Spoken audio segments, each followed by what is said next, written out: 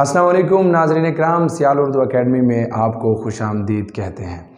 नाज़रीन इकराम, इल्म बयान के सिलसिले को हमने शुरू किया हुआ था। इस सिलसिले की पहली कड़ी में हमने तशबीह को समझा, ये उसी सिलसिले की दूसरी कड़ी है और आज हम इस्तारा को ज़ेर बहस लाने वाले हैं। इस्तारा की तारीफ़, इस्तारा के अरकान और अरकान के साथ साथ इसकी मिसालें भी आज हम ज़ेर बहस लाएंगे। तो सबसे पहले तारीफ़ को देखते हैं। इस्तारा के लुग़वी मानी है उधार लेना या मांगना। मुस्तार से लफ्ज़ निकला है, इस्तारा के मानी उधार लेना या मांगना है। इसकी तारीफ़ कुछ यूँ होगी, किसी मुश्तरका खुसूसियत, खूबी या खामी की बिना पर एक चीज़ को दूसरी चीज़ करार देना। किसी खूबी या खामी की वजह से एक चीज़ को दूसरी चीज़ करार देना। इससे पहले हमने तशबीह को पढ़ा है और अगर आप इस्तारे को बेहतर तरीके से समझना चाहते हैं तो पहले आप वो लेक्चर देखें, पहले तशबीह को समझें, फिर उसके बाद आप इस्तारे की जानिब आएँ। तशबीह में हमने कहा था किसी ख़ास खूबी या खामी की वजह से एक चीज़ को दूसरी चीज़ की तरह करार देना। तो यहाँ हम क्या कह रहे हैं कि दूसरी चीज़ करार देना, हूबहू वही चीज़ करार देना, ये इस्तारा है, इसे इस्तारा कहते हैं। या फिर आप दूसरे लफ्ज़ों में आप यूँ भी बयान कर सकते हैं कि जब कोई लफ्ज़ अपने हकीकी मानों के बजाय मजाजी मानों में इस्तेमाल होता है और उसके हकीकी और मजाजी मानों में तशबीह का ताल्लुक पाया जाए तो इसे इस्तारा कहते हैं। उम्मीद है कि आपको इस्तारे की तारीफ़ समझ आ चुकी होगी। इस्तारे के 3 रुकन है, तशबीह के 5 रुकन है, इस्तारे के 3 रुकन है।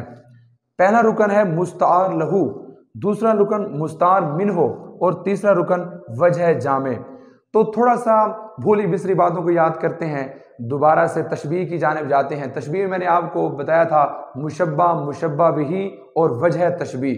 मुशब्बा जिसको, मुशब्बा बिही जिससे, तो बिल्कुल वही रुकन है, लेकिन यहाँ पे हमने इसके लफ्ज़ तब्दील कर, नाम तब्दील कर दिए हैं। यानी कि मुशब्बा जिसको, मुशब्बा की जगह अब हम कहेंगे मुस्तार लहू और मुशब्बा बिही की जगह अब हम कहेंगे मुस्तार मिन्हो।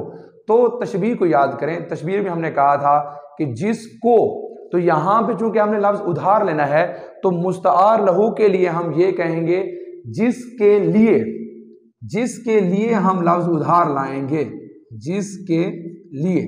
मुस्तार लहू क्या है? जिसके लिए हम कोई लफ्ज़ उधार लेकर आएंगे, तो जिससे हम उधार लाएंगे लफ्ज़ उसे मुस्तार मिन्हो कहेंगे, जिससे। यहां पे आपने ये याद रखना है, जिसके लिए और जिससे। जिसके लिए हम लफ्ज़ उधार लेकर आएंगे उसे कहेंगे मुस्तार लहू और जिससे लफ्ज़ उधार लेकर आएंगे उसे कहेंगे मुस्तार मिन्हो। और जिस तरह मुशब्बा, मुशब्बा बिही को तरफ़ैन तशबीह कहते हैं, इसी तरह मुस्तार लहू और मुस्तार मिन्हो को तरफ़ैन इस्तारा कहते हैं।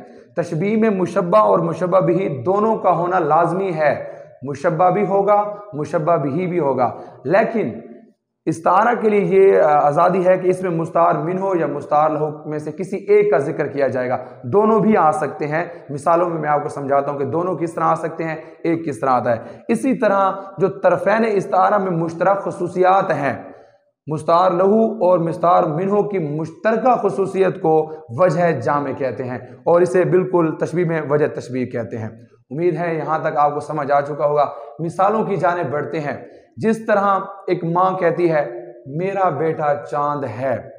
अब अगर माँ कहे कि मेरा बेटा चांद की तरह खूबसूरत है तो ये तशबीह है, लेकिन वो क्या कह रही है? यहाँ पे हमने इसकी तारीफ में पढ़ा है कि दूसरी चीज करार देना, हू बहू वही चीज करार देना। मेरा बेटा चांद है, बेटे को हू बहू चांद कहा जा रहा है, तो ये चांद क्या है?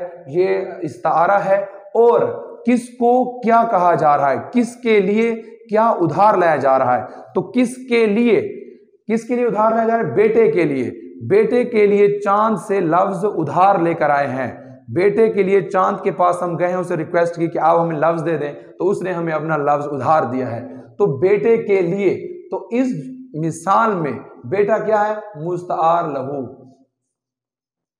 बेटा है मुस्तार लहू, जिससे हम लफ्ज उधार लेकर आए हैं। तो चांद से लेकर आए हैं, तो ये है यहां पे मुस्तार मिन्हो। तो इस मिसाल में आपको अंदाजा हो चुका होगा कि इस मिसाल में मुस्तार लहू भी मौजूद है, मुस्तार मिन्हो भी मौजूद है, दोनों मौजूद हैं। और इन दोनों की खुसूसियत क्या है? बेटा भी खूबसूरत है, چاند بھی خوبصورت ہے۔ تو دونوں میں خوبصورتی، تو اس کی وجہ جامع کیا ہے؟ خوبصورتی۔ تو اس جملے میں وجہ جامع خوبصورتی ہے، بیٹا مستعار لہو ہے، چاند مستعار منہ ہے۔